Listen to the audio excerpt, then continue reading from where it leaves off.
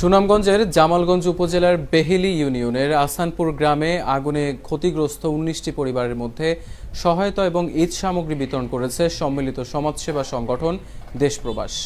এ বিষয়ে বিস্তারিত জানাচ্ছেন আব্দুস সামাদ। সুনামগঞ্জের জামালগঞ্জ উপজেলার সম্মিলিত সমাজসেবা সংগঠন দেশ প্রবাসের পক্ষ থেকে হাওর অঞ্চলের বেহিলি ইউনিয়নের আসানপুর গ্রামে আগুনে ক্ষতিগ্রস্ত পরিবারের মধ্যে সহায়তা প্রদান করা হয়েছে।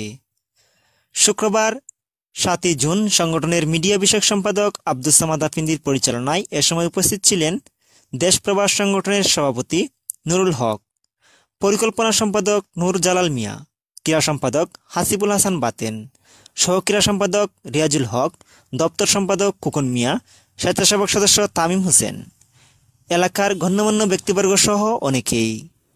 এ সময় আগুনে ক্ষতিগ্রস্ত পরিবারের মধ্যে লুঙ্গি, শাড়ি, গামছা সহ ঈদ সামগ্রী বিতরণ করা হয়।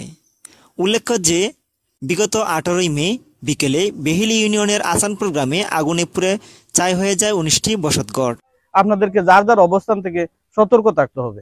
এখানে আমরা এসেছি আসানপুর আগুনে পোড়া ফ্যামিলিদের মাঝে কিছুটা সহযোগিতার হাত বাড়াতে। আর বিপদ কখনো বলে আসে না, সতর্ক থাকবেন। এখানে প্রতি একজনকে একটা করে শাড়ি দিয়েছি, প্রত্যেককে একটা করে লুঙ্গি, একটা করে গামছা এবং ঈদ সামগ্রী দিয়েছি। সামনে ঈদ আছে।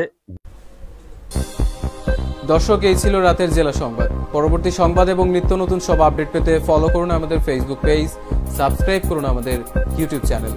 সর্বশেষ সংবাদ পেতে ভিজিট করুন আমাদের ওয়েবসাইট www.news21bangla.tv এবং চোখ রাখুন নিউজ 21 বাংলা টেলিভিশনের পর্দায়। এতক্ষণ আমাদের সাথে থাকার জন্য অসংখ্য ধন্যবাদ।